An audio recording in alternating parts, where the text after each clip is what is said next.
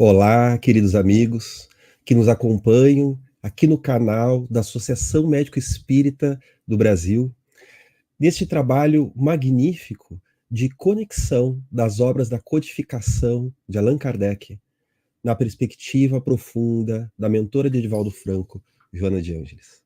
Hoje nós já estamos no encontro 10, em que eu e o Tiago vamos trabalhar um pouco sobre o assunto self e sombra na alma humana. Vamos falar sobre a lei de Deus íncita na criatura humana. Mas antes disso, tudo bom, Tiago? Tudo bem, Alexandre? Olá, amigos, amigas de casa.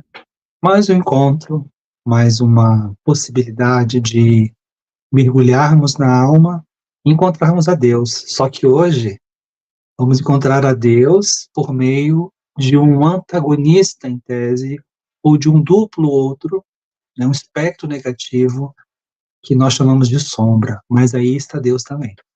Mas antes de começar, né, Alexandre, vamos começar algumas ideias, né, em torno do self, certo? Sim, exatamente.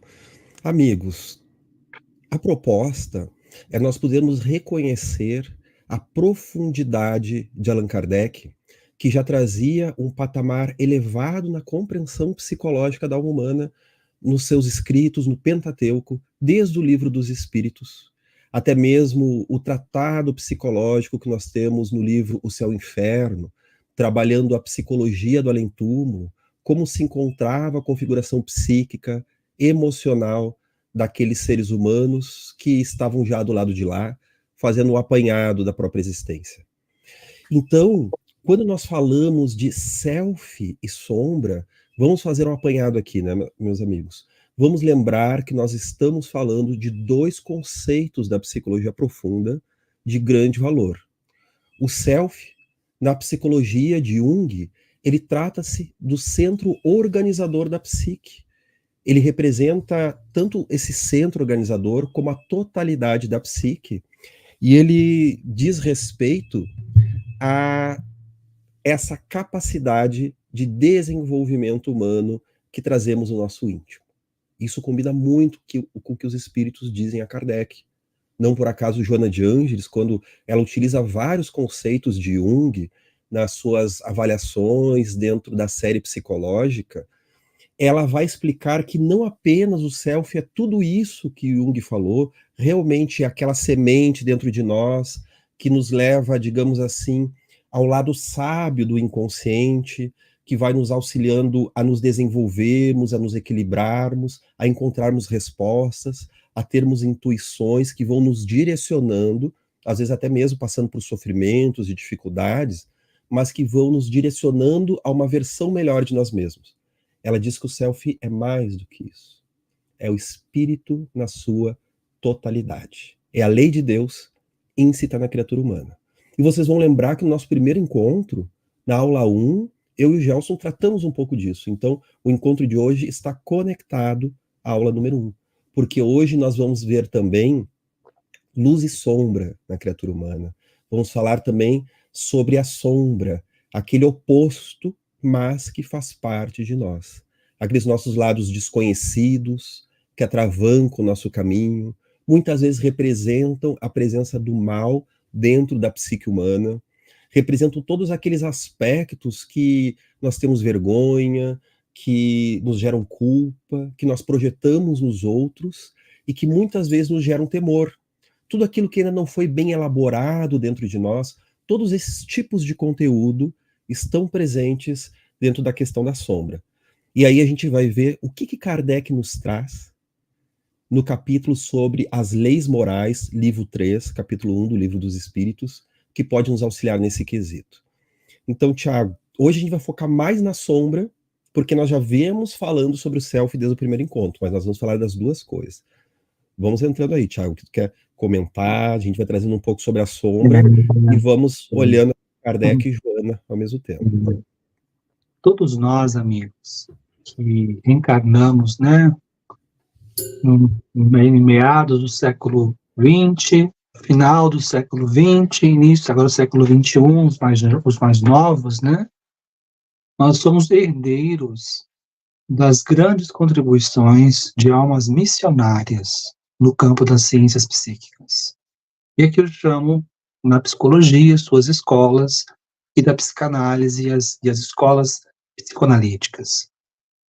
Talvez tenham sido as contribuições mais significativas em torno do que é a psique, né? De como ela funciona, como é o dinamismo da psique em torno de leis que as regulam, né? E Jung, como um grande missionário, encontrou um elemento que parece ser o elemento chave para nós aqui, que para além da compreensão, às vezes da linguagem rebuscada, como algumas pessoas buscam falar sobre o que é a psique, ele encontrou um elemento que parece estruturante na alma, a psique, no céu, que é um elemento que parece que conduz a alma a uma realização. É um impulso criador, é um impulso realizador. E esse impulso, amigos, ele não pode ser interrompido. Nós, egoicamente, até podemos tentar interromper o fluxo da vida que se expressa por meio das nossas relações, dos nossos compromissos reencarnatórios, e isso diz respeito a como o ego consciente ou não tão consciente toma decisões em torno da sua própria história. Mas para trás deste palco simbólico no qual o ego representa a sua vida, existem os fios mais profundos que concatenam e organizam a vida psíquica num patamar mais ampliado em sua totalidade.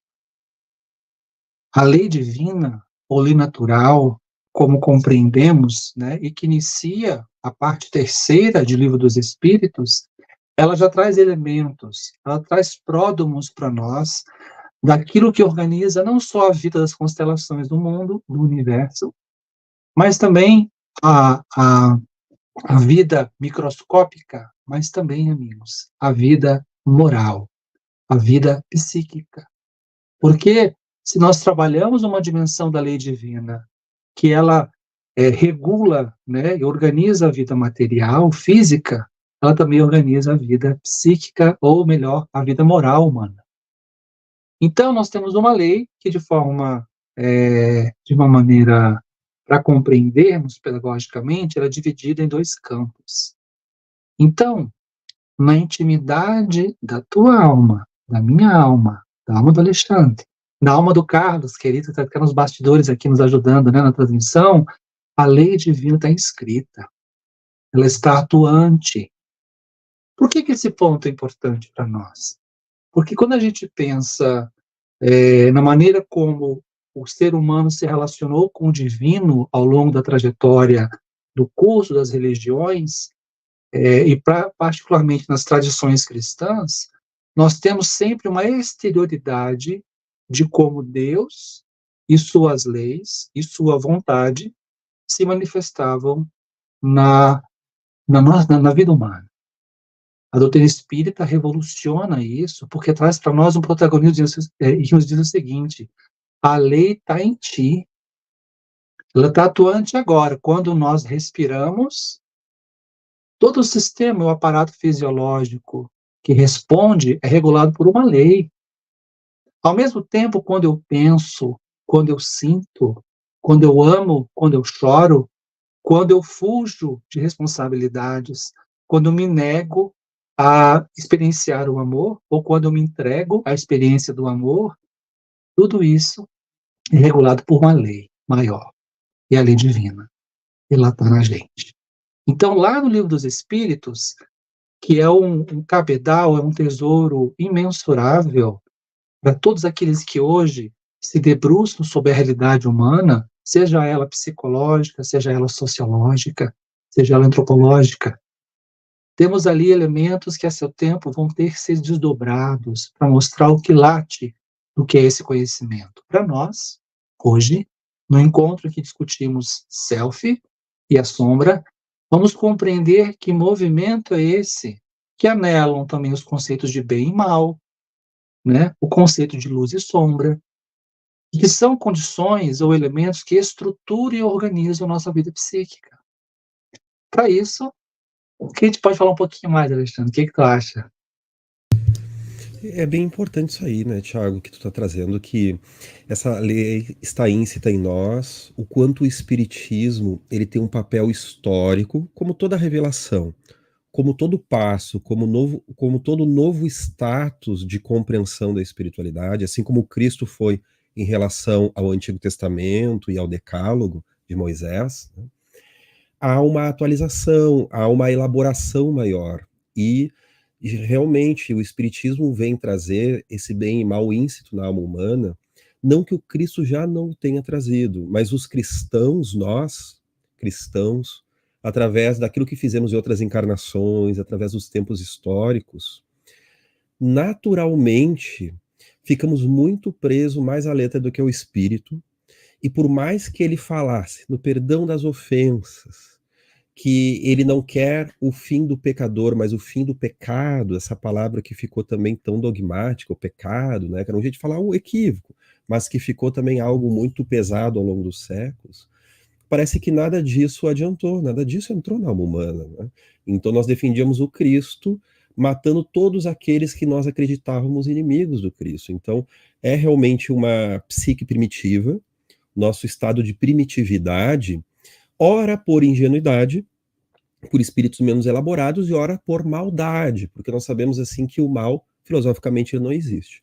Mas ele é uma configuração da alma humana, então psicologicamente ele existe. Ele é uma distorção, ele é realmente quando nós sabemos a lei e escolhemos por livre e espontânea vontade agir contra aquilo que é mais adequado, aquilo que traz um equilíbrio e aquilo que realmente nós não gostaríamos que fosse feito a nós, mas nós fazemos ao outro, né? Como os espíritos trazem ali a Kardec na questão, deixa eu ver aqui, na questão 634, né? Que, ou seja, isso traz a dimensão moral da gente tentar identificar o bem e o mal, né? Esse nosso senso moral ele é usado dessa forma, através dos sentimentos, da empatia, de como eu me sinto e então me reflito no outro.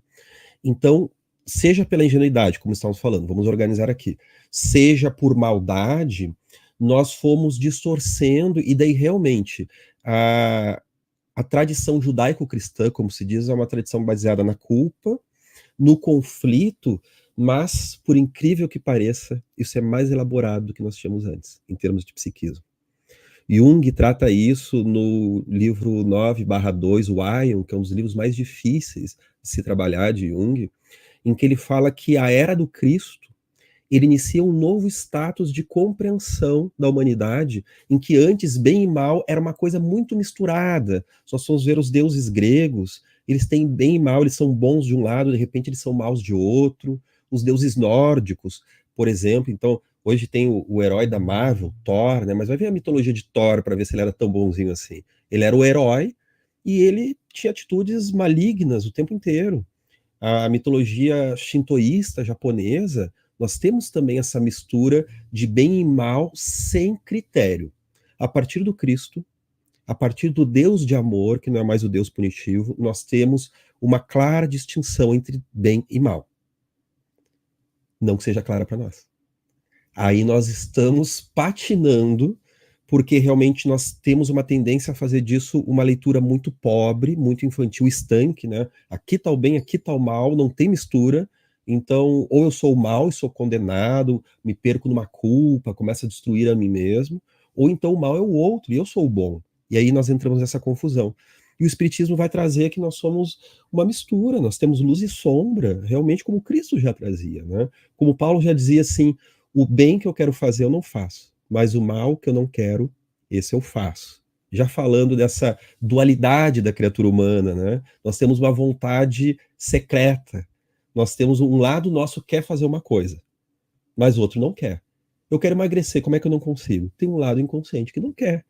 A psicologia profunda já dizia isso, e Joana já falava. Tem duas frases, né, Tiago, que a gente pode colocar aí da Joana, que é o seguinte, ela diz assim, que toda vez que o indivíduo diz que não tem vontade, é a mesma coisa que ele dizer eu não quero.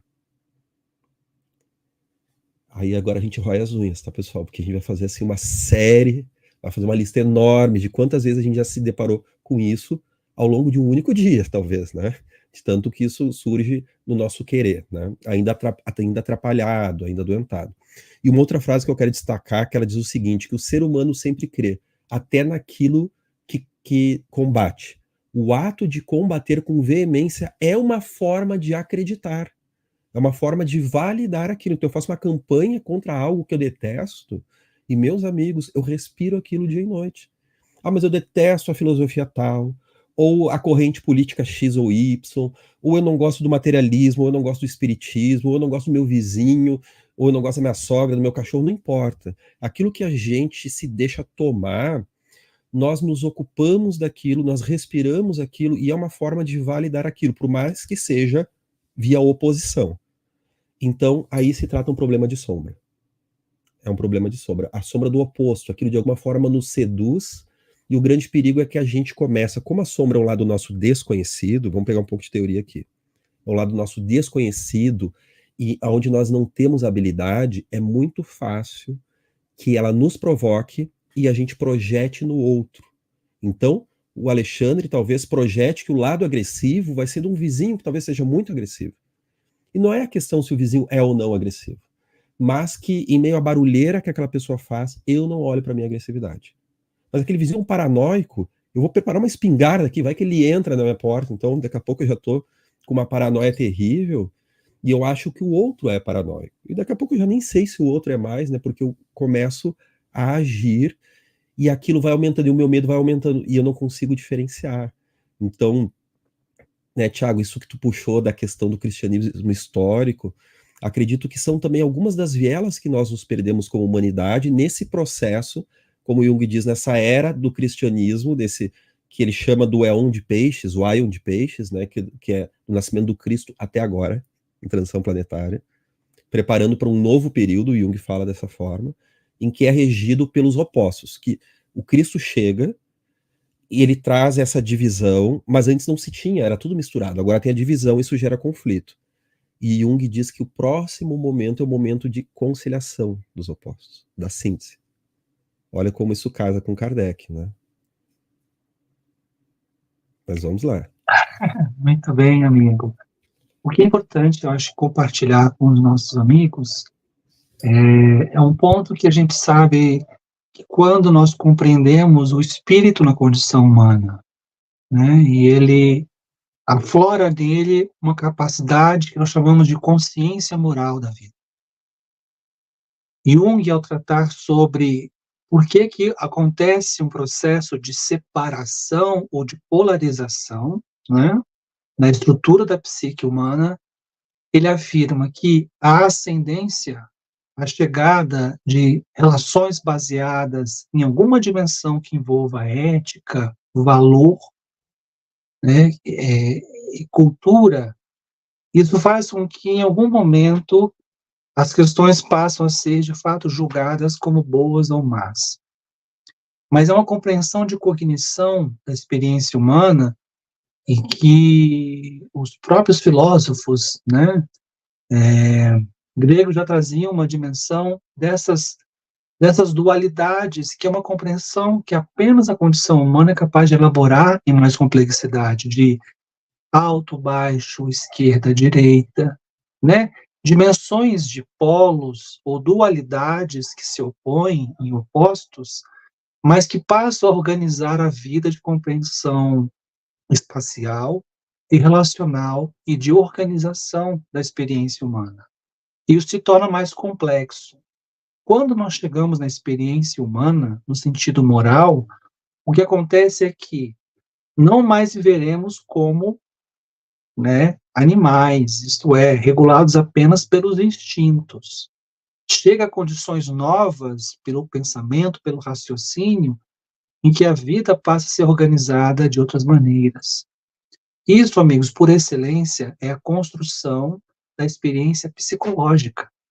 Os animais não têm uma experiência psicológica, eles têm uma experiência que é biológica, fisiológica e instintual. O nascimento dessa jornada nova, ou dessa organização de uma experiência que toma representação psíquica, ela é, por excelência, um construto nosso. E a organização dessa psique, em algum momento, entre consciente e inconsciente, tem a ver com esses materiais, tem a ver com certas condutas, tem a ver com certos atos que passam a ser interrompidos, passam a ser freados pela internalização, pela inscrição nessa jornada multimilenar, por meio das culturas, do que pode ou não pode ser expressado. Então, se hoje nós, ao tomarmos uma freada, né, ao tomarmos uma fechada de um carro, tirando as exceções, que a gente sabe que acontece, né, por que todos nós não descemos dos carros e nos ferimos constantemente? Por que às vezes a gente consegue respirar, conciliar ou frear o impulso agressivo? Isso, amigos, isso é um construto que nós fomos elaborando no campo da ética. A ética, por excelência, ela é um elemento que organiza a vida social, em que, para que eu possa reconhecer o outro como ser racional, um ser sensível, dotado de linguagem e de liberdade, assim como eu estabeleço normas, eu estabeleço uma maneira de me relacionar com ele. Aquilo que se contrapõe a isso, e a filosofia nos mostra que existe um construto que é o grande contraponto à ética, que é a violência. A violência é a negação de que nós somos seres sensíveis, racionais, dotados de linguagem e de liberdade. Quando nós negamos isso ao outro, nós estamos violentando o outro. Percebam que, para conter uma violência inscrita em nós, da jornada multimilenar, na qual nós somos ainda portadores de instintos, foi necessário a capacidade do ser humano de construir, de significar, de representar, de simbolizar uma vida psíquica regulada pela vida ética. Jung esteve muito atento a essas questões ao dizer, então aquilo que foi de alguma forma reprimido, aquilo que permanece sobre a vigilância e o controle, né, da vida normativa, da vida ética, em algum momento vai estar no movimento dinâmico da psique, nos instigando a ser atuado, a ser representado. O que fazer com isso? De alguma maneira, a gente pode dizer que nós vivemos, o ser humano, por excelência, vive conflito. Porque entre a ascendência de uma vida normativa ética, baseada em valor, ele também é instigado por essa dimensão mais profunda. E essa dimensão mais profunda, a gente pode dizer que é aquilo, então, que a gente não aceita em nós, aquilo que a sociedade faz, olha, você não pode agir dessa maneira. Não, você não pode fazer essas coisas. Isso, amigos, no curso de muitos milênios, vai fazendo o quê? Com que um volume imenso de conteúdos, de experiências, passem a ser, né, conduzidas ao nosso inconsciente. Então, a relação entre consciente e inconsciente, ele é uma relação, de fato, conflituosa, porque entre o homem ético, que deseja se desenvolver, o ser espiritual que quer florescer num processo, existe uma sombra. E aqui é importante trazermos o conceito, né, Alexandre? Aquilo que a gente teme que existe em nós, aquilo que nós desprezamos, que a gente não pode aceitar que está em nós, porque a sociedade diz que isso é equivocado, ou a consciência diz que isso é um parâmetro para a experiência que pode ser perturbador, ou aquilo que eu sinto e até tenho paixão dentro de mim, mas eu tento conter a qualquer custo, porque eu conscientemente, eticamente percebo que isso pode trazer prejuízo para mim e para os outros. Veja o conflito.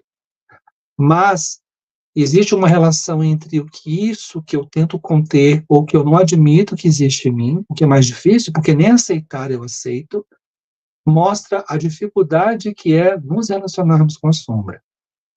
Para a gente, vou passar a palavra para o Alexandre, né? Estou falando muito, né, Alexandre? Mas para a gente falar um pouco sobre a psique cristã, amigos, a gente não pode esquecer de uma coisa. Emmanuel, ele descreve algo muito importante que acontecia lá nas comunidades cristãs primeiras, lá em Paulo Estevão. Você tinha um grande campesinato, de pessoas muito pobres, muito vulneráveis, passavam muitas dificuldades. E onde que elas encontraram locos de cuidado e proteção e de segurança para poder falar sobre isso? Nas igrejas primitivas. Era um lugar de dizer, olha, roubaram os meus cabritos, estou sem pão em casa, eu e Maria estamos com dificuldades. Emmanuel descreve um cenário terapêutico em que as pessoas conseguiam falar sobre suas sombras, suas dificuldades, e eram acolhidas neste lugar. Essa cena primeira em que pegar um conceito mais adiante, mas a ideia do erro, do equívoco, do pecado, não era traduzido como algo a ser escondido, ou que eu tinha que ter vergonha dele. A construção da psique cristã de que o pecado, o equívoco, era uma representação do mal e tinha que ser combatido e não entendido, é algo que nasce num período da Idade Média. E isso, amigos, trouxe uma elaboração de uma psique em constante conflito em torno da busca por uma salvação, em que ela buscava o intermediário, que era um confessor, e ela buscava assim, eu quero o meu caminho de salvação. E para isso ela tinha que se liberar desses pecados. A questão é que culpa, pecado e salvação elaborou uma maneira de lidarmos com a nossa sombra, com aquilo que é perturbador em nós, que ela é, por excelência, conflitiva, e ela é, por excelência, é como se nós não reconhecêssemos que isso fosse parte de nós. Né? Sim, e por isso sombra, né? Muito bem. Então, amigos, nós precisamos retrabalhar em nós a compreensão do que a gente entende e como a gente se relaciona com esses aspectos mais sombrios. Eu me recordo, para finalizar e passar para o Alexandre, né? O Alexandre tem uns minutinhos, né, Alexandre, antes de terminar o nosso encontro. Sim. E no encontro que tivemos sobre sombra, em 2018, em Curitiba, eu lembro que uma colega disse assim, né? Às vezes sou tomada por um impulso, uma vontade de ir para as ruas e me relacionar com várias pessoas. Sei que essa imagem é uma imagem relacionada a uma existência anterior minha, em que a sexualidade foi vivida de uma forma mais livre e de maneira um tanto quanto irresponsável. Então, o movimento novo de construção de uma nova vida, de uma nova personalidade, ainda é visitada por essas imagens anteriores, e que são os nossos aspectos sombrios. Vamos lá, Alexandre. Interessante isso que tu trouxe, né, Tiago? Porque a Joana de Ângeles vai trazer que a sombra, como elementos não elaborados, é natural que ela traga também traços de personalidade de vidas passadas que não foram elaborados, não foram decodificados naquela vida, não encontraram equilíbrio. E o interessante é que essa leitura profunda que Joana de Ângeles traz, realmente baseada em Kardec, mesmo que seja traduzido através dos conceitos da psicologia atual, ela vai nos trazer que tudo que é mal, tudo que está distorcido, tudo que está errado, nós poderíamos chamar de mal somente porque está gerando prejuízo. E como é que a gente sabe que aquilo realmente está gerando prejuízo ou não?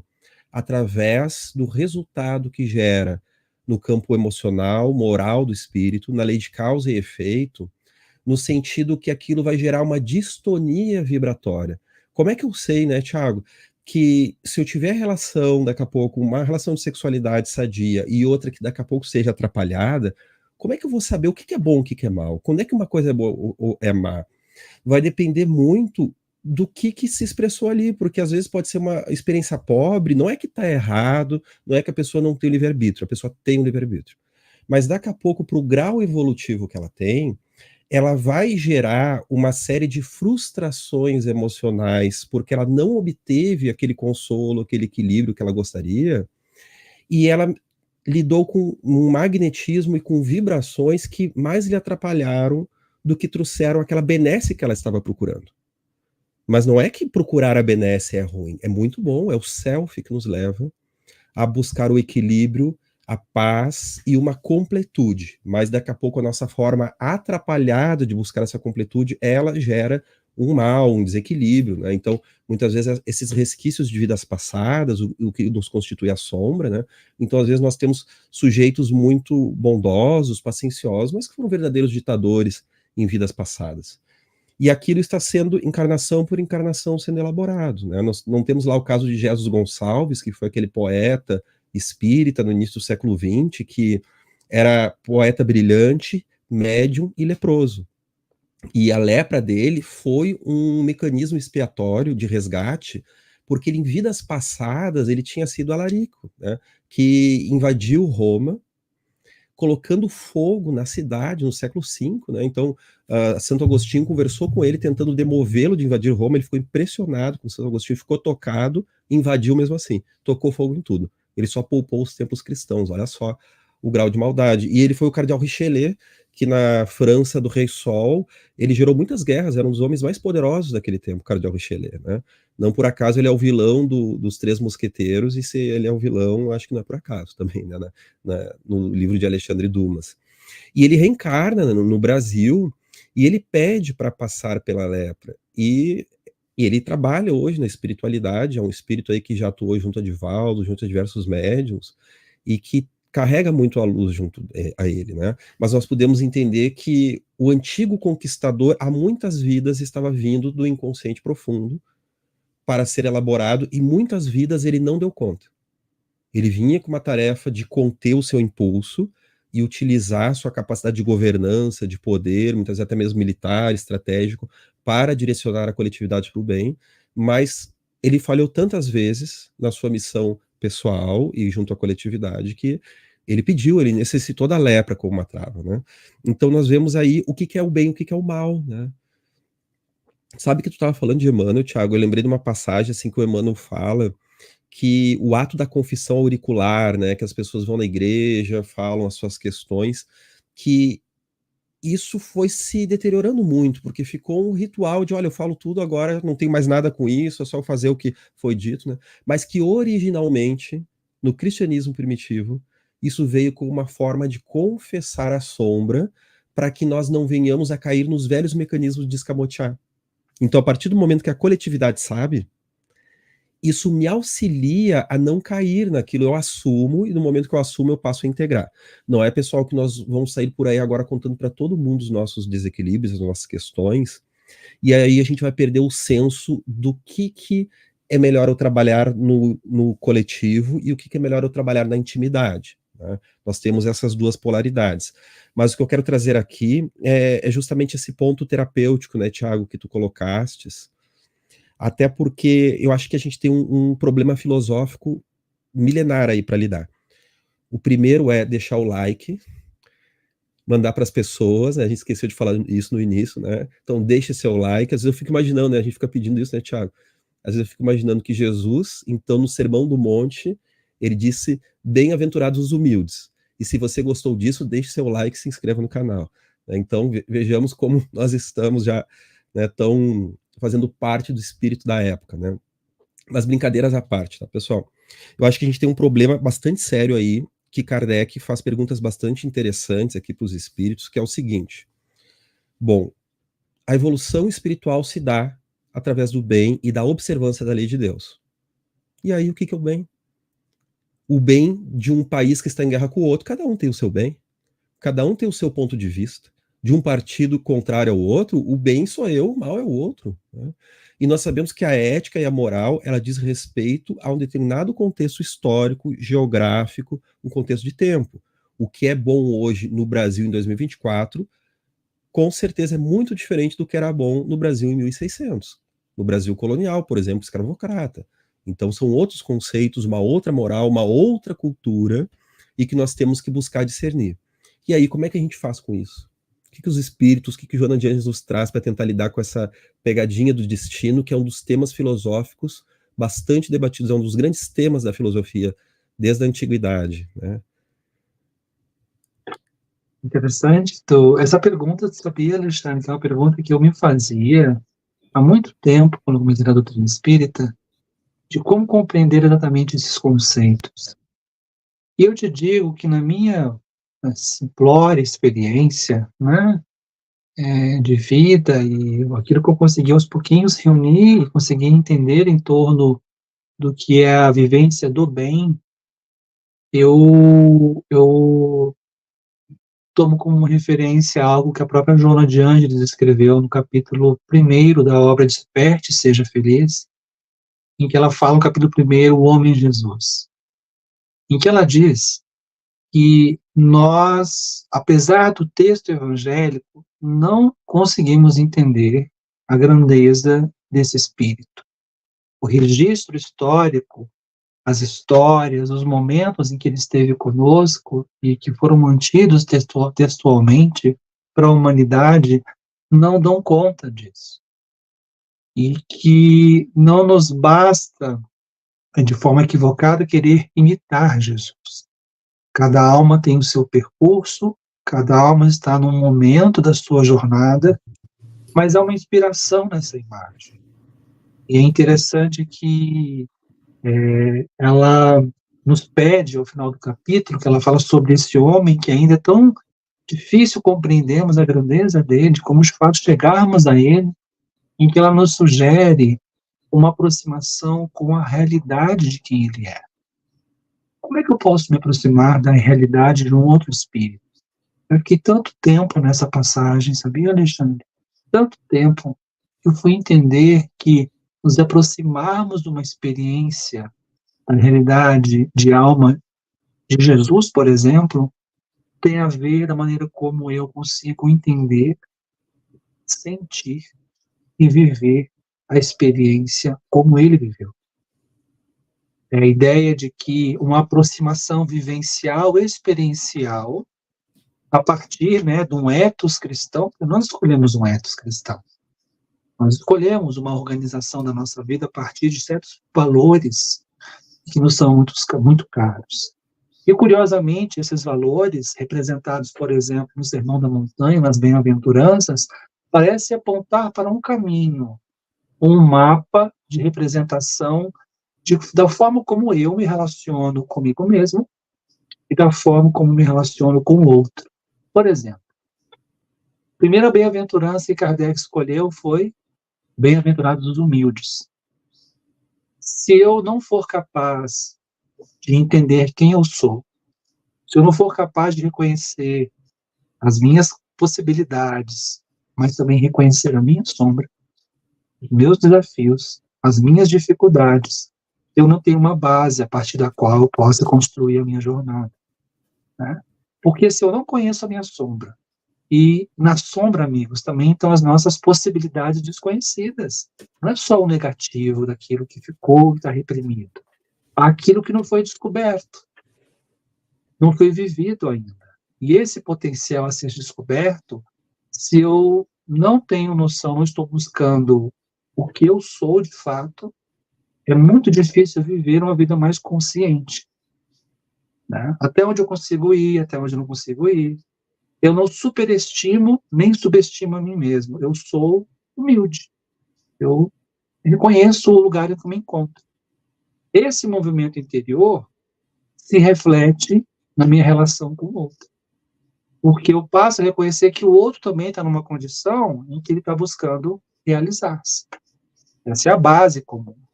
E aí, quando vem a sequência da pacificidade, de sermos brandos, de sermos justos, de sermos misericordiosos, percebo que aqui é uma dialética.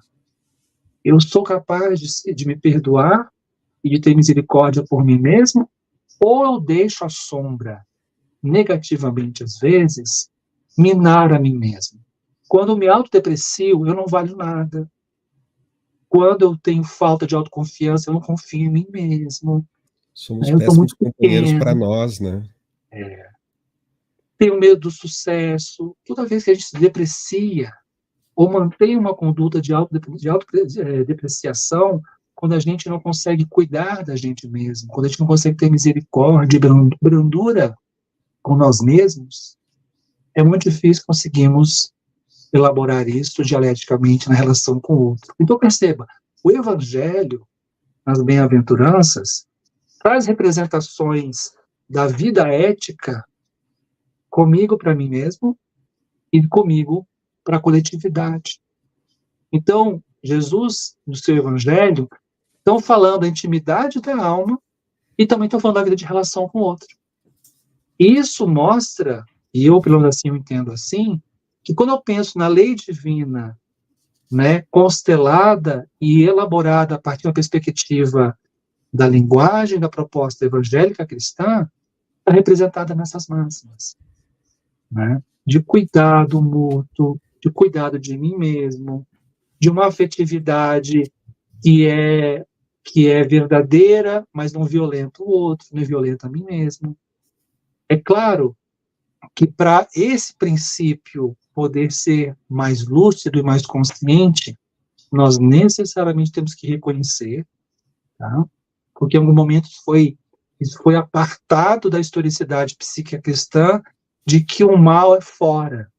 O mal chega instigado por uma representação diabólica, porque é uma figura mítica representativa do que é o mal, e esse mal vem e tinge minha alma, e eu preciso tirar isso. Infelizmente, nós espíritas, nós transmutamos a imagem do diabo, né, para o obsessor. E depois de anos aqui, né, estamos trabalhando uma perspectiva psicológica, apresentando o que a benfeitora nos traz no campo do que é a compreensão do que nós somos, essa tinta, essa perversidade, essa maldade que existe na alma humana é nossa. Ela não é algo fora, não é se um espírito me instiga, ele está encontrando em mim os complexos, os conteúdos, os elementos que fomentam em mim a expressão de uma atitude ou de um pensamento. Que cria o canal de Então, sintonia e afinidade, né, com o nosso complexo e com a nossa sombra, né, eles ecoam muito bem. Então, por assim, semelhança. passar para ti, eu tô falando muito, né? Mas, assim, Não, vamos mas trocando. trazermos para essa discussão do campo do nosso ethos cristão, de que a sombra, né, o mal, bem e mal, fazem parte desse processo, trazermos uma discussão em torno, por exemplo, da grande metáfora do joio e o trigo. O joio pernicioso está mesclado junto com o trigo da alma, eles estão indiferenciados que não sei o que é o que. O processo de separação dos conteúdos e compreensão do que eles são nos facilita. Isso aqui é importante para mim. Isso aqui não é. O que eu faço com isso aqui? O que eu faço com esse joio aqui que eu identifico que não é trigo, né, que ele não é um elemento valioso, que quando eu pego esse joio eu vejo que ele é vazio, ele está investido de uma energia psíquica, às vezes, valiosíssima, e aqui está a inscrição de como as paixões humanas, às vezes, elas são um joio, e que elas são muito importantes para nós, mas quando a gente, de fato, vai tomando consciência, elas vão se desvitalizando. O que significa para nós ou não a sombra? Como nós somos capazes de nos relacionar? E existem 3 movimentos, passando para o Alexandre aqui agora falar, né? Que é, a gente se relaciona, amigo, as nossas atitudes perante a sombra, elas têm 3 movimentos: julgamento, aceitação e integração.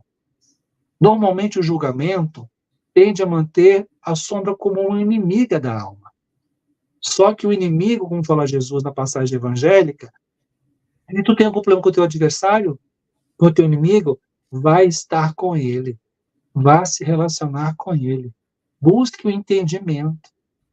Então veja que o movimento nosso, então, com os nossos aspectos mais sombrios, não é a castração, não é a repressão, não é a projeção disso para um processo obsessivo, né? Não que não possa estar acontecendo, mas olhando para si, é trazer para si essa imagem. Esse movimento sombrio é meu, é da minha história espiritual, e eu preciso me relacionar com ele. Exatamente, né, Thiago? Esses 3 movimentos e esse confronto com a sombra, o encontro com a nossa própria sombra, o reconhecimento da sombra, ele nos abate, nos abala, Não por acaso Jung responde suas cartas que nós temos que estar acionados no nosso maior bem para poder lidar com o nosso maior mal, para poder acolhê-lo, transmutá-lo, trabalhá-lo. Mas ele também distingue de uma forma que nos é bastante interessante, para que a gente possa ter cuidado e não ter ingenuidade nesse trabalho, tá? Sombra é o que é desconhecido e é onde nós não somos habilidosos. Então, se eu disser assim, não, vamos nos unir com a nossa sombra, a gente pega ela de mãos dadas, a gente se abraça e vamos caminhar junto a ela, ela vai puxar para o mato, pessoal, tá? Não vai dar certo de uma forma ingênua. O Jung diz assim, que a sombra que a gente acolhe, a sombra que a gente limita ela, a sombra que a gente enfrenta, a sombra que a gente elabora, depende do conteúdo e de como esse conteúdo está se apresentando. Porque o Jung ele vai dizer o seguinte, que reconhecer a sombra não é o pior dos trabalhos. Esse até é relativamente fácil. A questão é como trabalhar a sombra. Esse é muito trabalhoso e é uma questão de toda uma vida, né, pessoal? Porque sempre há algo que nos escapa. Nós não somos ainda espíritos puros. Enquanto, até mesmo Francisco de Assis tinha sombra. Quando nós tivemos com o Divaldo lá em 2022, na Mansão do Caminho, ele disse que Joana de Anjos está psicografando sobre isso, sobre a sombra de Francisco de Assis, de Sócrates e Kardec, para lançar posteriormente, né? E ela já faz uma análise sobre a sombra do apóstolo João, que nós sabemos ser Francisco de Assis reencarnado. Tá deixa eu ver. Nesta obra aqui, ó. Mundo Regenerado, né? Tem um capítulo que fala sobre isso, que a sombra de João, do apóstolo João, era querer ser igual ao Cristo. Claro que é uma sombra muito boazinha perto das nossas, né, Thiago? Então, a gente quer colocar fogo no parquinho, a gente tem, assim, muita necessidade de poder, muita vontade de poder, né? Às vezes até no bem nós temos aí uma fantasia de daqui a pouco nós temos que brilhar muito para fazer qualquer tipo de trabalho bondoso, já tem uma sombra aí de orgulho, de vaidade, de arrogância, que vai aparecer menos tempo ou mais tempo, porque isso é natural do ser humano, tá? Então nós vamos ter sombra durante todo o nosso processo evolutivo, só quem não tem sombra é o espírito puro. Então Joana de Ângeles diz no livro Psicologia da Gratidão, como Jesus e o Evangelho à luz da psicologia profunda, que Jesus era o homem sem sombra. No sentido seguinte, que ele não tinha sombra, porque tudo aquilo que era perturbação, o que era mal, o que era violência, arrogância, ou também perturbação ou não elaboração, já não existia. Como espírito puro, todas as áreas do seu ser foram elaboradas, todas as grandes áreas que nos tornam seres humanos. Porque se ele é guia modelo da humanidade, como os espíritos trazem a Kardec, ele tem tudo que nos torna humano. Só que, porém, num nível já elaborado, decodificado, equacionado, né?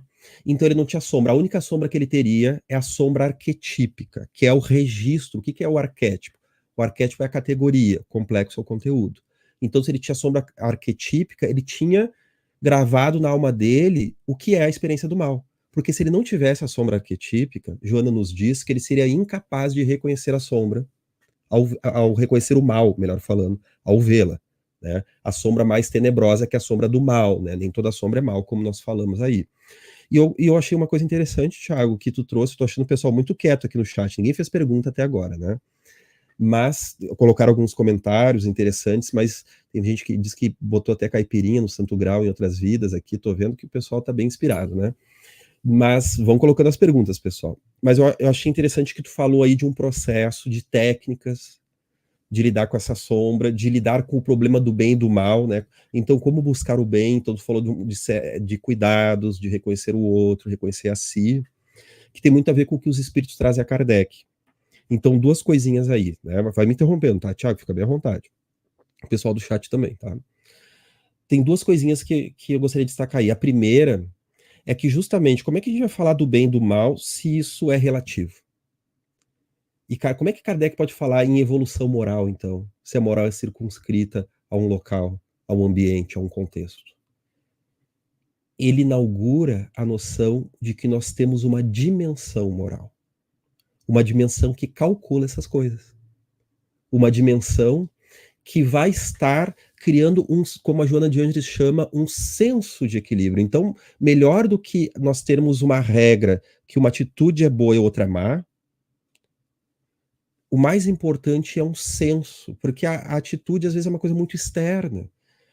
E o senso, a gente está sempre elaborando, é que nem um senso de direção, de nós nos localizarmos, um senso de equilíbrio do corpo. A pessoa que dirige o automóvel, ela tem um senso da dimensão do automóvel. Então, o automóvel trepida num buraco, ele já está acostumado a sentir com o seu corpo que tipo de ambiente o automóvel está andando, qual é a velocidade, se dá para passar entre dois carros ou não, né? Se ele não tem esse senso, a pessoa não consegue dirigir. Então, é um senso mais ou menos elaborado. Então, Kardec vai nos trazer dessa dimensão moral, e que essa lei de Deus, como nós trabalhamos lá no primeiro encontro, depois nós convidamos quem não viu que assista depois do primeiro encontro, Kardec pergunta onde está escrita a lei de Deus. E o que os espíritos respondem? Né, Tiago? Pelo que eu me lembro, na minha edição é assim, na consciência. Exatamente. A gente Está podia trabalhar um pouco escrita isso, na... né, amigo? Esse conceito de que consciência é essa? Eu sei que talvez tenha trabalhado no primeiro encontro, mas que consciência maior é essa que governa a alma em uma profundidade que nós, egoicamente, até desconhecemos, né? Exatamente. É um eixo, né, Tiago? É um eixo que a gente tem, que ele ainda é muito inconsciente para nós, esse senso, esse eixo central.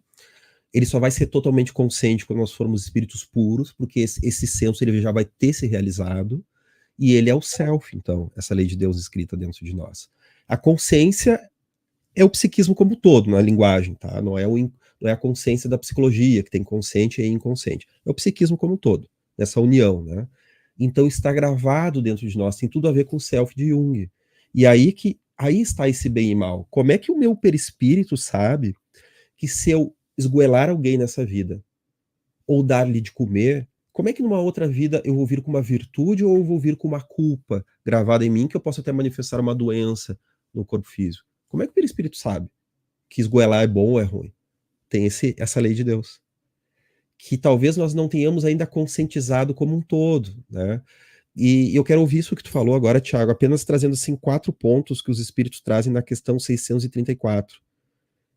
Eu dei uma sublinhada em alguns pontos ali, que dá para dizer o seguinte, que nós vamos encontrando o bem, o senso do bem, através da intuição que os bons espíritos nos trazem. Então eles não nos deixam sozinhos nessa investigação, através da inteligência, ou seja, da análise, do exercício da inteligência, e o Kardec questiona, tá, mas a nossa inteligência é falha, né? Através do senso moral, ou seja, da regra áurea, não faça ao outro o que não queira que seja feito a você. Ou seja, nós vamos desenvolvendo esse senso de empatia, mas como que a gente desenvolve? Não é numa vida só. Por isso, através da experiência, o quarto ponto. E a experiência nunca é completa numa vida só. O que não completamos noutra, a reencarnação vai automaticamente, através da vibração de uma lei de atração, de vibração. Lei de atração é atração magnética, tá, pessoal? Não é livrinho de autoajuda, tá? Para ficar milionário não fazendo nada, tá? Lei de atração é essa atração, essa conexão magnética com o que a gente odeia e com o que a gente ama, tá? Vai nos levar à reencarnação, a novas e renovadas experiências com velhas temáticas que vão se atualizando, tá? Então, só para trazer de uma forma didática, né? Intuição, inteligência, moral e a experiência, principalmente a reencarnatória, né? Vai nos trazendo esse senso de bem e mal que ao longo dos séculos e dos milênios vai se aprimorando tanto para nós, como espíritos imortais, quanto para a coletividade. Mas eu quero que tu desenvolva isso aí que tu estava falando, Thiago. Vamos lá.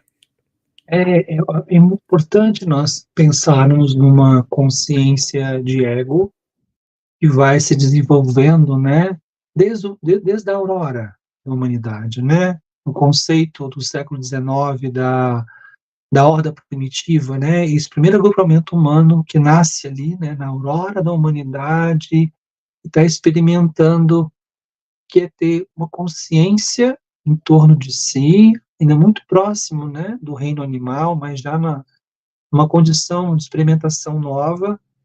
E para quem gosta do André Luiz, né, O Evolução em Dois Mundos, ele de forma muito magistral, o André ele traz reflexões, sínteses antropológicas muito importantes. Às vezes ele reúne em alguns parágrafos elementos que hoje em dia organizam bibliotecas imensas sobre o que é essa pré-história da mente, o nascimento da filosofia, o nascimento da ciência, da arte, né?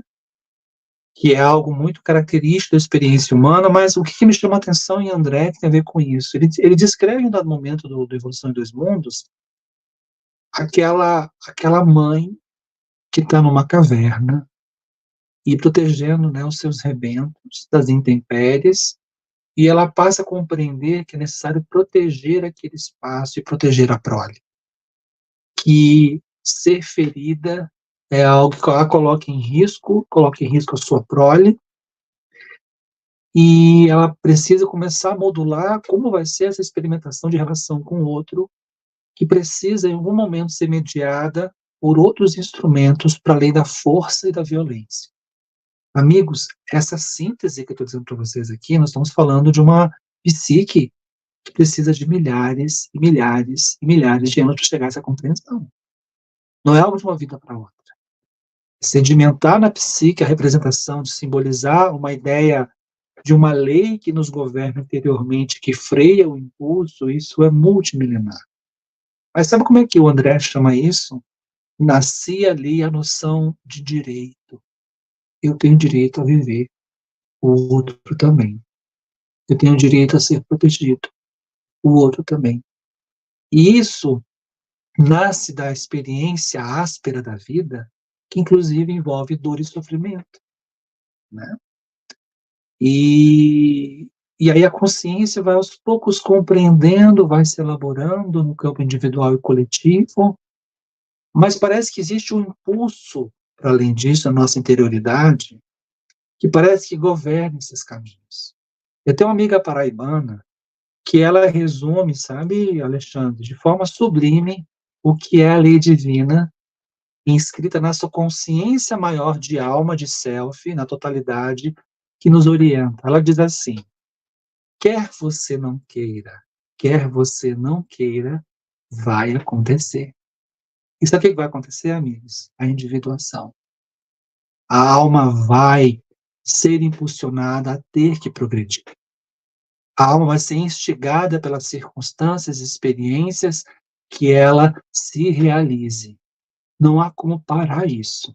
A gente pode tentar criar problemas para essa jornada, mas não há como interromper. Tem uma passagem muito interessante no Livro dos Espíritos, né? E esses que tentam interromper a marcha do progresso humano? Lembra que eles respondem? São pedrinhas que se lançam sobre as rodas, mas que não interrompem a marcha necessária. Quando nós pensamos, amigos, no progresso humano, no campo coletivo, talvez seja mais fácil compreendermos o que nós vamos conquistando no curso intelecto-moral. Mais intelecto do que moral, né? Mas, ao mesmo tempo, há em nós este movimento. O linguista Noam Chomsky, uma vez em uma entrevista aqui no Brasil, disse assim: eu não sei dizer porquê, mas parece que existe algo que faz com que as coletividades desejem progredir. E ele se referia, por exemplo, ao que eram feito com os nossos irmãos africanos no século XIX. Era legítimo matar um indivíduo se ele fosse seu escravo. As instituições legitimavam esse ato. Se você fizer isso hoje, você vai para a cadeia. Há um ethos, em torno de uma ética de alteridade e reconhecimento que todos temos direito à vida e não podemos ser escravizados, ainda que isso possa acontecer. Então há uma dimensão egóica que vai ampliando uma consciência sobre a sua vida, mas há uma consciência mais profunda que parece que está ali nos bastidores. Vai, garotinho, né? Vai, guria, né? E impulsiona nós nesse processo. E Jung viu isso. E talvez essa seja uma contribuição que ele traz na proposta psicológica dele, das mais importantes, porque ela entra em contato com essa pergunta e essa resposta aos espíritos. É dessa consciência mais profunda, amigos, que nós estamos falando. e que ela, de alguma maneira, não sei se o Alexandre, eu acho que não sei se o Alexandre compreende assim, mas eu entendo que quanto mais a consciência do ego vai se ampliando, mais ela vai se alinhando e buscando contato e uma referência em torno dessa consciência mais profunda e mais total, que ordena o eixo em que se organiza a vida psíquica e espiritual, e por meio da qual a alma se realiza na sua individuação, né? Claro, até o próprio dissabor da vida interior, né? Porque a dor e o sofrimento nos levam a uma correção que vai arrancar o ego, o eu consciente, porém limitado na encarnação, vai arrancar ele das fantasias exteriores. Nós temos uma fantasia de sermos os reis do mundo e que basta isso para atingir a felicidade. E não é que não atinge, não é que causa um sofrimento que precisa ser decodificado ou a partir dessa vida, ou na espiritualidade, nas vidas sucessivas, se nós não nos dermos conta. Então, essa lei de progresso, né, é íncita, né, em nós. Tanto que a psicologia profunda diz que o próprio adoecimento, nós não adoecemos de qualquer jeito, a gente adoece de uma forma a nos confrontar com uma coisa que precisa ser elaborada. Não é ser elaborada só porque a gente errou. É verdade, é porque a gente errou. Mas muito mais é porque nós estamos destinados a uma melhor organização daquilo, né? A uma melhor experiência. Então eu concordo, Thiago, é exatamente isso. Tanto que a gente pode pensar assim, como encarar o mal na criatura humana, né? Não é que nós não devemos nos entristecer com o mal, nos revoltarmos, muitas vezes confrontar atitudes maléficas, trazer a autoridade da lei. Se nós não fizermos nada, é uma atitude muito ingênua diante do mal. Mas não deixar que ele penetre no nosso íntimo e ele mova as nossas atitudes. Como que a gente faz isso? Não nos deixar tomar pela raiva e pelo ódio. Né? Não, digamos assim, tudo aquilo que penetra em nós e nos faz vibrar as forças do ódio, meus amigos, quer dizer que aquilo ainda está dentro de nós. Ainda está. Não que os espíritos superiores, eles não se incomodem. Os espíritos respondem isso a Kardec. Eles se incomodam, sim. Eles se indispõem. Só que a indisposição deles não se torna revolta, não se torna violência e agressividade. Eles transformam isso em algo mais elaborado. Tem uma frase da Joana de Ângeles que explica melhor isso. No livro Ser Consciente, que ela diz assim, que o sofrimento do bruto se transforma em violência, em agressividade. E o sofrimento do santo e do esteta, que é um termo que ela utilizou para falar dessa configuração mais elevada, né, se transforma em novos recursos. Ou seja, porque eu passei dificuldade, eu posso fazer inúmeras leituras disso. Né? Tem pessoas que dizem, olha, eu passei pelo pão que o diabo amassou, agora o mundo vai pagar. Né? Agora os outros vão ver. Uma vez tem uma amiga que disse assim para mim, Thiago, eu admiro muito a minha avó. Ela já estava bem velhinha, ela disse assim, agora eu não preciso mais respeitar mais ninguém. E saía xingando todo mundo na rua. E não sei se eu me preocupava mais com a avó dela ou com ela, que na sua juventude admirava esse envelhecimento sem sabedoria, sem harmonia, sem a ciência de viver, como Kardec nos fala. Né? Enquanto que nós podemos pensar o seguinte, eu comi o pão que o diabo amassou. Agora eu consigo entender as pessoas que passam por isso. Agora eu consigo encontrar recursos que eu não tinha e eu quero trazer isso para pessoas que podem estar passando por algo igual ou com uma dor intensa em outro contexto de dificuldade. Então, eu estou atento a isso e isso me motiva. Isso me alegra porque há uma alegria da alma, o amor, o perdão, a caridade, é o que a Joana de Anjos chama das metas necessidades. Ou seja, são necessidades superiores que nós vamos sofrer se nós não vivermos o amor e o perdão. Então, todo ser maquiavélico, ele sufoca o instinto do amor dentro dele. E ele vai sofrer, não por acaso, nós temos 2 livros aí, né, o Libertação, da André Luiz, aonde Gregório, uma criatura umbralina, ele passa a cansar do mal, e ele tem necessidade de renovação, mas ele não quer admitir.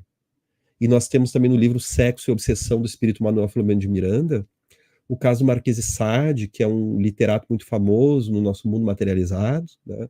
Tem livros sobre ele, tem filmes, né? Tem muitos livros que ele escreveu, não por acaso o termo sadismo vem de Marquês de Sade. Então, só isso aí a gente já arrepia um pouco, né? Então, em que trazia todo um elã de erotismo com maldade, e ele viveu uma vida muito promíscua e tocada de perversidades e uma forma vampiresca, lupina, como nós poderíamos dizer, de ser um predador, né, aquilo que nós poderíamos chamar hoje de um abusador sexual, do pedófilo, né, então tantas outras questões delicadas, e que ele levou séculos para ser resgatado no mundo espiritual, né? E o processo de resgate dele veio porque ele também estava cansado. Ele tinha falta de amor dentro dele. Ele tinha falta de afeto. Porque a sexualidade é uma ferramenta do amor e do afeto, de conexões profundas, desde que não negue o sentimento, a alma, o autorrespeito e o respeito ao outro. Se nega, é uma experiência cindida. Não é o sexo que é ruim, não é o sexo que é mal, mas a tonalidade e o desvirtuamento que a gente dá a ele, né? Então, realmente, né, Tiago, essas questões reencarnatórias também estão aí muito presentes, mas eu tô vendo que tem um monte de pergunta no chat, não sei se tu tá vendo aí, Tiago, se, Não estou vendo aqui, estou no né? celular, então, mas se quiser postar umas perguntinhas aí, vamos lá. Ó, a Elisângela, ó, caras, vamos colocar aí na tela, ó. A Elisângela Pires de Souza, na organização da lei divina ou natural, há aquelas, lei de adoração, de perfeição, lei moral, que indicam a aproximação com nossa espiritualização. Sendo possível, poderiam comentar a sombra em relação a elas? Eu quero ouvir o Thiago, mas só para adiantar assim, em relação a tudo nós temos sombra, né? Eu costumo dizer assim, você conhece alguma temática ou área da vida que não tem sombra e luz? Que não Uhum, tem desequilíbrio e equilíbrio? Espiritualidade. Tem sombra e luz? uhum, Bênçãos e crime em espiritualidade? Tem. Em uhum, família. Tem desequilíbrio em família e tem equilíbrio? Em sociedade, em dinheiro, em uhum, materialidade, em sexualidade, como nós estamos falando, como uhum. também a utilização dos bens públicos, em tudo. Tudo que o ser humano coloca a mão tem sobre luz. Então, diante das leis de adoração, tem a adoração fanática, tem a anti-adoração também, né? E também tem a adoração que nos conecta ao divino. Perfeição, né? Então, é importante desejarmos a perfeição, desde que a gente caia na real de que nós não vamos ser perfeitos. Olha que delicado, né? Uma perfectibilidade, né? Das leis morais, então, né? O campo moral adoece, né, meus amigos? Assim como ele edifica e se cura. Mas A diga gente, aí, Tiago. não, a gente pode. A pergunta dela é uma pergunta muito importante, amigos, porque é uma pergunta em que ela revela todas as possibilidades de diálogo entre a doutrina espírita, e particularmente essa terceira parte das leis morais, com a nossa contemporaneidade, com as condições em que nós vivemos hoje no mundo. O fanatismo religioso, ele está associado de uma forma muito sombria, né, na experiência, da maneira como, muitas vezes, certos credos se colocam num patamar de verdades absolutas e muitas vezes levam ao campo de uma literalidade, né, até no campo de extermínio, né, do diverso. Temos hoje aí o genocídio palestino, já tivemos genocídio armênio, já tivemos genocídio judeu. Então, todo movimento arquitetado em torno de uma perspectiva religiosa fanática, ele é muito perigoso. Ele se toma como um lugar de verdade, e uma verdade que muitas vezes se impõe de forma política, devastando o diferente, não reconhecendo o diferente. O campo do trabalho, nós vemos hoje, apesar do campo da tecnologia, que se imaginava vindo como um substituto, e temos o grande professor da Unicamp, que é a dica de leitura para quem gosta disso em campo do trabalho, Ricardo Antunes. É um estudioso sobre o trabalho humano, um grande sociólogo brasileiro, e ele fala do quanto o homem permanece alienado no trabalho. Você consegue imaginar, amigo, ainda vivemos jornadas de trabalho em que as pessoas acordam 4:30 da manhã, trabalharam o dia inteiro, vivem na periferia, trabalharam o dia inteiro longe de suas famílias, chegando em casa 8 da noite, para começarem de novo a mesma coisa no outro dia, às vezes de jornada de 5 a 6 dias na semana. Você pensa, isso faz sentido? Ou do que é o significado do trabalho humano para nós e como para a sobrevivência humana as pessoas acabam às vezes se submetendo a condições degradantes, Perceba, então, que a lei do trabalho tem muita coisa. E os tópicos, por exemplo, necessidades do trabalho, limite do trabalho e repouso. Acabei de citar aqui as condições quando são difíceis ainda, desafiadoras. Há um ethos aí do trabalho que tem que ser melhor aperfeiçoado. E o homem não ser explorado. Para citar aqui mais algumas, né? Lei de sociedade, né? Nós estamos conseguindo viver em sociedade. Veja a dramaticidade que experienciamos hoje no mundo, as condições de existência sociais hoje no Brasil, por exemplo, grandes massas inquietas esperando, né, a possibilidade de terem seus direitos reconhecidos. A ideia de uma lei de igualdade, e os espíritos são categóricos. Lei de igualdade, Declaração dos Direitos Universais do Homem, né? Todas as legislações pertinentes do século XX e XXI aí, exaltando que o ser humano tem que ser tratado como igual. E a escravidão? E as desigualdades sociais? São dilemas e problemas da condição imperfeita do homem ainda. E são manifestações, amigos, da nossa sombra. Lembra a música Berimbau, do Baden-Powell? Quem de dentro de si não sai, vai morrer sem amar ninguém. O dinheiro de quem não dá é o trabalho de quem não tem. Lei de liberdade. Perceba, então, que nós temos o Kardec, ao elaborar essas categorias, bem ao espírito do tempo do século XIX, ele permanece atual, e as perguntas e respostas, elas são valiosas no sentido de pensarmos de que maneira a sombra individual e coletiva tem se manifestado no campo da vida e afetam essas dimensões da experiência humana. Pergunta maravilhosa, querida, adorei. Próxima pergunta aí, amigo. Tô com um pouco de tosse aqui, Tiago. Ah, é, amigo? Tu segue aí, tá? A minha sombra tá se manifestando sintomaticamente, né? Nós temos uma pergunta da Daniele. Dá uma lida aí. Esperar aqui o Carlinhos botar pra gente na tela. Aprendemos que o inconsciente pode influenciar nosso livre-arbítrio. No entanto, ao nos empenharmos no autoconhecimento e no desenvolvimento espiritual, podemos diminuir essas influências inconscientes e exercer um livre-arbítrio mais autêntico e consciente? Pergunta maravilhosa, querida. Quando a gente pensa, querida, nessa dimensão da forma como o inconsciente ele atua em nós, vem perguntas como: o quanto nós somos livres, né? O quanto nós somos livres para escolher o bem? O quanto nós estamos aprisionados ao nosso inconsciente, por sermos poucos conscientes, e estamos condenados a praticar o mal? Onde está esse sentimento de liberdade interior e que reivindica, por excelência, uma maior autonomia do ego perante a relação com o ser inconsciente? Por excelência, nós estamos falando de que forma o ego amplia a consciência sobre si.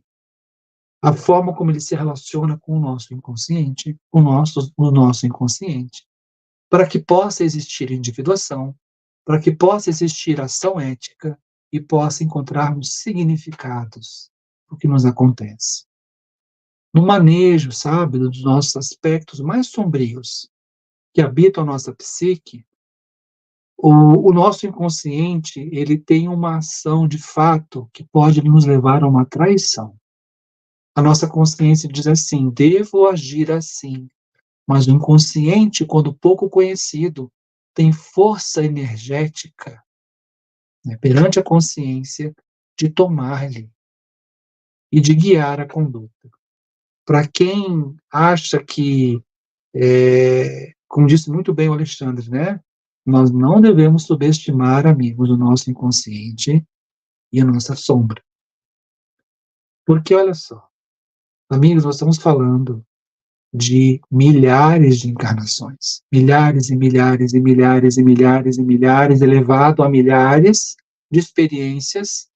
E onde é que está isso? Em que agora eu conscientemente não tenho acesso? Está no inconsciente. Então, nós, por exemplo, né, para pegar um sentido pedagógico para o que a Daniele colocou para nós, todos nós, amigos, sabemos que as nossas vidas tivemos ou temos situações difíceis, ou muito difíceis, trágicas, ou vivemos situações muito trágicas, em que a nossa consciência moral, contra toda a razão e vontade, e desafiando a própria consciência, toma partido da sombra, da personalidade inferior. Isto é, nós questionamos o valor de atender ou não, de nos submetermos a um ethos, a um conjunto de valores que orienta a nossa vida consciente, e nós nos permitimos ou cedemos ao nosso inconsciente, à nossa sombra, e nós somos traídos por nós mesmos. Quanto mais nós evitarmos o contato com o inconsciente, mais se torna inconsciente a nossa vida. É como se o barquinho que está ali em alto mar, pegar uma metáfora bem simplória, o barquinho em alto mar, eu dou conta, mas não conheço a cartografia da região. Ah, mas será que importa saber o curso dos ventos? Não, isso não importa. Importa saber as marés, se vão subir ou vão descer? Importa saber, né, as correntezas, as correntes do mar? Perceba que qualquer pessoa que capitaneia uma embarcação tem que conhecer minimamente o território em que ela está botando os pés ou a embarcação dela. Se nós vivenciarmos a nossa vida sem estarmos atentos a como o inconsciente se comunica com a gente, nós estamos evitando, na verdade, uma vida mais consciente. Então, eu sempre gosto de usar a representação do nosso amigo André Luiz. André Luiz, amigos, é uma representação de uma alma que busca a redenção, que busca mais consciência quando desperta no mundo espiritual. Mas nós podemos antecipar esse processo. Sermos acusados no mundo espiritual, sermos perseguidos no mundo espiritual, nada mais é do que um reflexo das imagens inscritas em nós, que eles conseguem enxergar e que nós negligenciamos. Por exemplo, imagine que você feriu os sentimentos de alguém. E aí você passa a vida inteira assim, deixa para lá, isso passou. E a pessoa ficou muito magoada, e houve, né, um processo, e pode ser um pai, uma mãe, um irmão, e houve uma separação, e você nunca mais quis olhar para isso. Então você desencarna, e de repente você vê acusado no mundo espiritual, você é um traidor, porque você abandonou a sua família, você abandonou a sua irmã, você abandonou o seu pai, e a pessoa é vista sendo acusada de um fato que de fato aconteceu. E aí, por não estar egoicamente estruturada para lidar com esse conteúdo, com essa experiência, o que acontece? Ela vai sofrer. Agora, poxa, eu fiz isso com meu pai. Meu pai foi embora e eu não consegui pedir perdão a ele. Cometi uma série de equívocos em vida, como filho pródigo, e não consegui voltar para casa para me reconciliar com ele. Aí, amigos, nós podemos passar um processo de sofrimento, de saudade, de busca por perdão, mas já estamos trabalhando. Nós estamos entrando em contato com esses conteúdos perturbadores, estamos tentando encontrar um caminho de conciliação nesse processo. Isso é um processo de individuação. Entrar em contato com a nossa sombra, amigos, inicia um processo de individuação. Estou reconhecendo elementos em mim que são perturbadores, que eu não dou conta ou que eu não quero olhar, mas que são necessários para a minha jornada de autodescoberta. Então, querida Daniele, toda vez que a gente se permite, na jornada de individuação, né, em caminhos de realização, eles se dão por excelência nesses entrechoques entre a consciência, que vai se ampliando, por meio dessa confrontação, desses antagonismos e conflitos internos. Eles são necessários. Se há o conflito, tem que se buscar uma conciliação.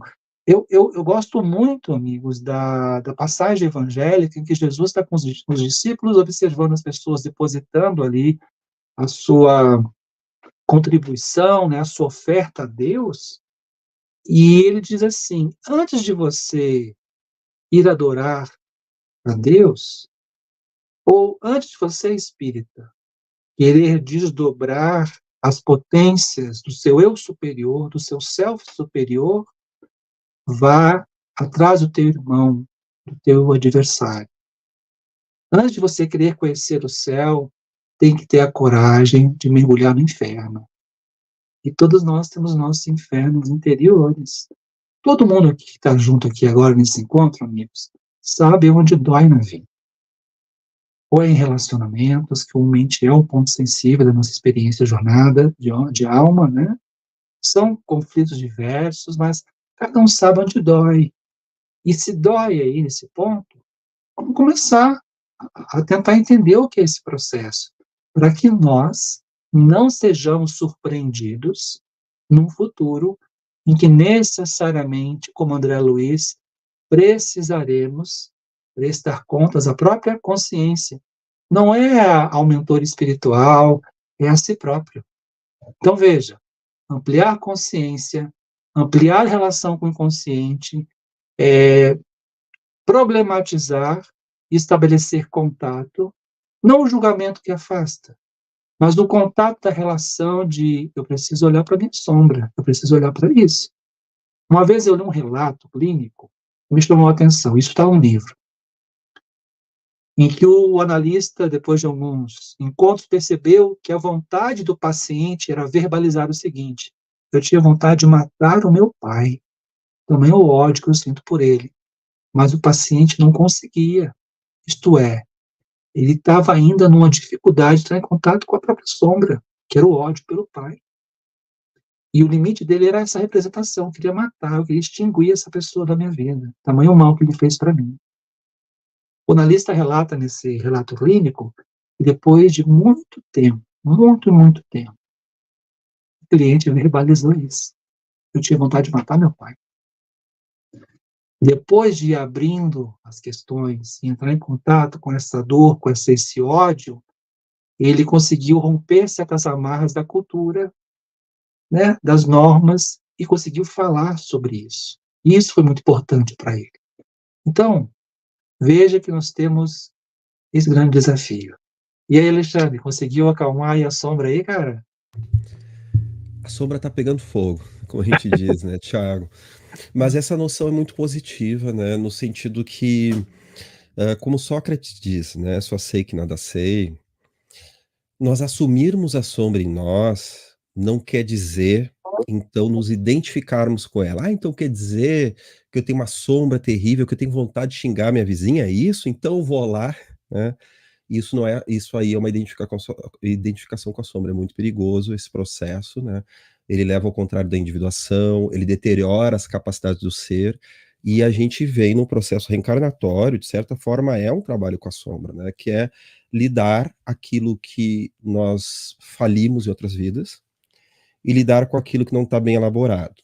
Pessoal, nós temos poucos minutos, a gente ainda quer talvez responder bem rapidamente alguma coisa, apenas um comentário que às vezes numa leitura ingênua do que é espiritualidade, nós dizemos assim: "Bom, então o desejo do bem é uma negação do mal, a pessoa só quer luz e não quer olhar para as sombras". Não, muito pelo contrário, uma espiritualidade luminosa com N de navio, que é a experiência religiosa intrínseca, interna, ela parte do pressuposto do elaborar a sombra, senão realmente é uma espiritualidade fantasiosa, né.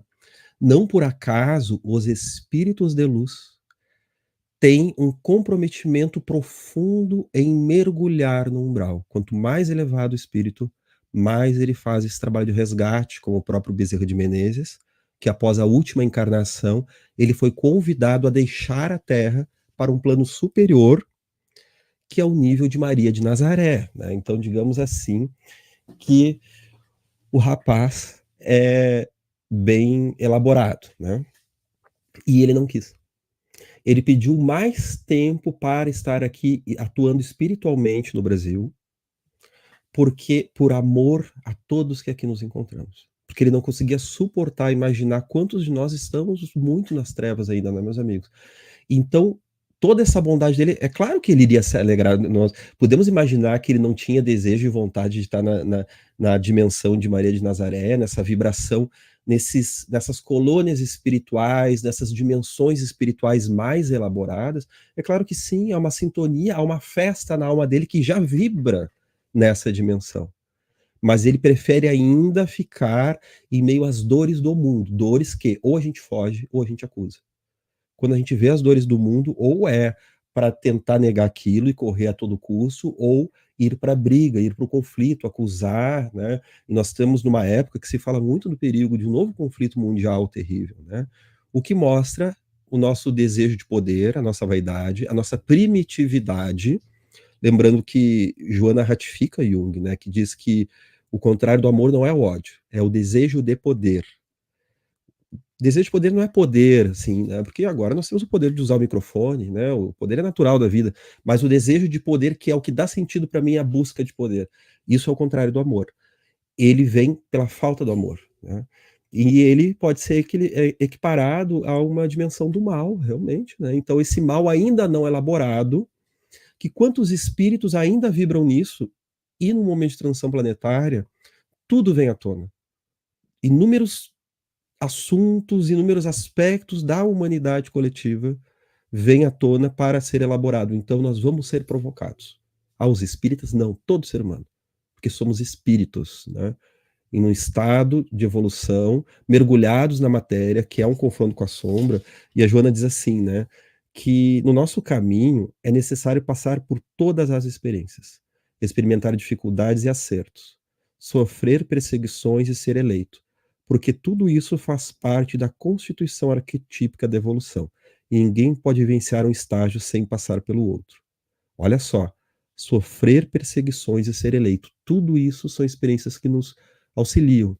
Então vamos compreender, falando rapidamente a grosso modo, que o problema dos cruzados, o problema da Inquisição, ou o problema das guerras atuais, o problema do nazismo, que foi talvez um dos maiores símbolos do mal na humanidade, então o problema do nazismo não são os nazistas em si.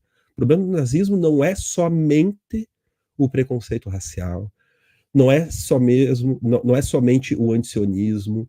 O problema do nazismo não é somente o desejo de expansão militar e de crueldade. O problema do nazismo nada mais é do que uma variação de um problema que está em nós, que é a nossa sombra, a nossa agressividade, é o nosso bem que é muito unilateral, é o bem de um lado e mal do outro, né? Porque o Jung fala, os oficiais nazistas eram amorosos, alguns eram amorosos com seus filhos e cruéis nos campos de concentração. Olha só, como é que eles conseguiam ser tão cindidos? E às vezes eles amavam mesmo.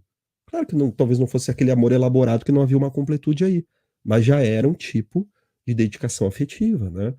Então, os problemas contemporâneos e do nosso irmão pode ser olhado dessa forma.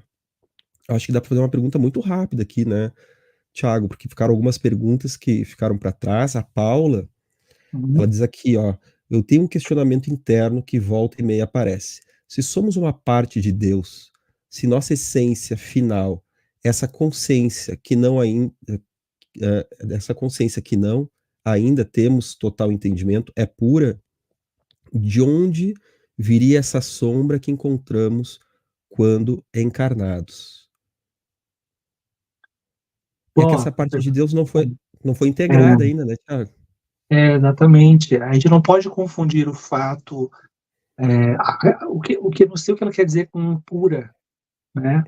Uma essência espiritual, um princípio espiritual que vai precisar passar por processos, né, de maturação nas várias faixas dos reinos e na condição humana, em algum momento, nós vamos qualificar a experiência como boa ou má. Não há como. É interessante, né? Porque se no princípio, sem consciência, né, não tem ego ainda. É uma mescla ainda diferenciada de questões, né? E emerge um ego para passar a compreender a experiência do mundo, a qualificação entre bem e mal vai surgir. E olha que interessante, surge e se funda-se um princípio de consciência inconsciente. Olha que interessante, é uma divisão, mas é uma forma de tentar, né, o processo de desenvolvimento da psique. Então, ao mesmo tempo em que vem uma totalidade diferenciada, emerge a condição humana em que, né, integra-se um ego, parte dessa totalidade. Ele passa por uma experiência em que ele começa a organizar a experiência e passa a qualificar essas experiências, inclusive, como bem e mal, né? Como bom e ruim. Mas, em dado momento, essas questões precisam ser reintegradas novamente para uma unidade. Olha que coisa bonita, é poético, né? Uma totalidade, há uma divisão, mas depois a congregação desses elementos novamente para a compreensão de uma plenitude, de uma lucidez. Então, não sei se te ajuda, a Paula, a entender um pouco esse processo. O mal, na verdade, ele faz parte de uma construção de como nós compreendemos certos fenômenos. E, a um dado momento, ele passa novamente a ser compreendido até como algo que nos instiga. O sombrio, necessariamente, não é algo ruim. Depende como você coloca isso. Por exemplo, a agressividade, como algo sombrio, pode aparecer por meio de atos violentos. Mas se você consegue compreender essa agressividade com uma energia que estua e se mobiliza para a construção de atos construtivos, é uma outra compreensão da agressividade. Se a minha sexualidade ainda é permissiva, descontrolada, né, muito fisiológica, que tipo de contato na relação estou tendo com o outro? Uma experiência apenas orgânica? Ou eu posso buscar na sexualidade uma expressão da vida num campo emocional, afetivo, amoroso, mais profundo? Perceba, é a forma como a gente se relaciona com as experiências, né? Então aqui é uma diversidade de questões, né, Alexandre? E vamos finalizando, né, meus amigos? A Paula ainda colocou assim: é sobre isso que me refiro, quando essa partícula surge, nasce antes de reencarnar. Pois é, essa essência divina todos nós já temos como um espírito simples. No início das reencarnações, em nossa humanidade, todos nós já temos essa essência em potência, não manifesta. Então é como se poderíamos dizer que todo ser primitivo, ele tem o anjo no inconsciente. O self está ali presente. E a sua angelitude vai se realizando. Ele precisa ter um mérito, ele precisa ter uma experiência de livre-arbítrio, né? Por mais que Deus nos balize, que nos traga esses princípios superiores, eles precisam ser vivenciados por nós. Então essa pureza, meus amigos, ela está em essência dentro de nós. Ela jamais está manifesta no nosso nível evolutivo de provas e encarnações, o que equivale dizer que sim, até mesmo os santos, até mesmo aqueles nossos seres mais admiráveis, os nossos heróis, todos têm sombra, todos têm dificuldades, todos têm maldades. Então, quando o Chico Xavier dizia assim que ele tinha muitas dificuldades com as quais ele tinha que lidar, a gente pensa que é isso, o Chico é santo. Não sei, ele fala, é porque é realidade. Bom, talvez as dificuldades dele, será que são iguais às do Tiago e do Alexandre? Não sei. Talvez eles já sejam mais elaboradas, nós imaginamos, devido a muitas qualidades humanas que ele apresenta. Mas sabe-se lá o que ele carrega em termos de alma humana. O próprio Divaldo diz que tamanho eram as perturbações em sua juventude, que se não fosse a caridade ele teria enlouquecido e teria se perdido. Não por acaso, ele quase suicida aos 21 anos, né?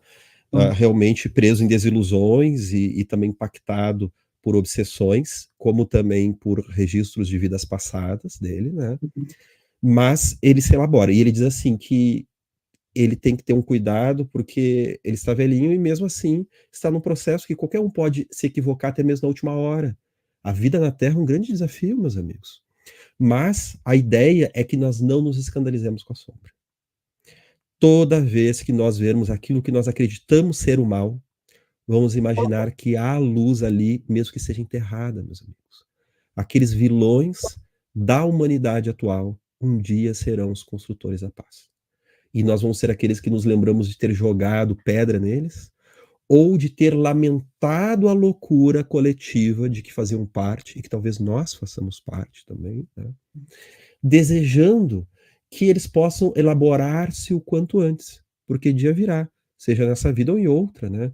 Aqueles que colocaram o Cristo na cruz, muitos podem estar ainda na animalidade, enquanto outros já podem estar na angelitude, elaborados sem que nós tenhamos essa noção, né?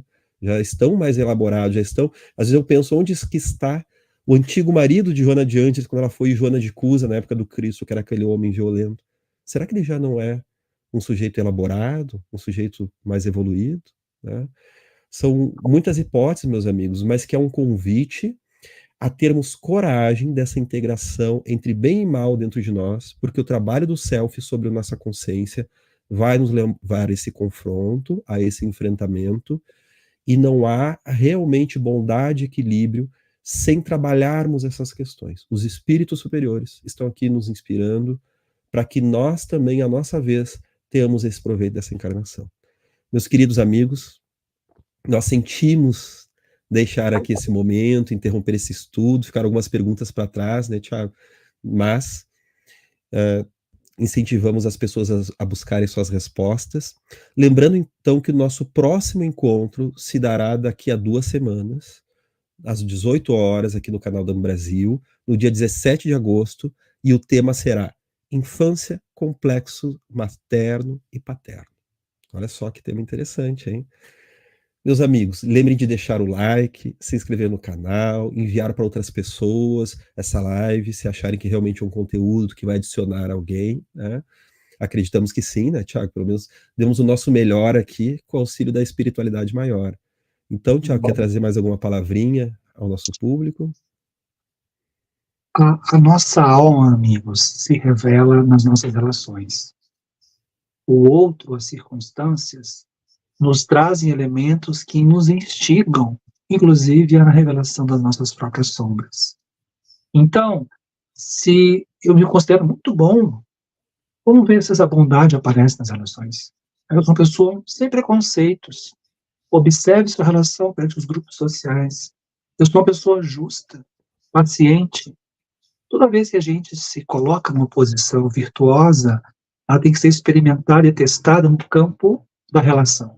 Porque é aí que vai ser testado, de fato, se a minha persona cristã espírita é de fato isso, ou se nós estamos escondendo ou evitando um contato com a nossa própria sombra. São essas contradições e paradoxos que deveríamos colocar numa posição mais humilde, de fato reconhecermos. Tem tanto a aprender, tem muito a ser feito dentro de mim. Então, o mundo é um campo experiencial de revelação das nossas mútuas sombras, que a gente tenha cuidado, ética e amorosidade nesse autodescobrimento e no cuidado e na relação com a sombra do outro. É isso aí, meu amigo. Um grande abraço, meus amigos. Abraço, Tiago. Até então, nos Abraço, nossos querido. próximos encontros. Tchau, meus amores.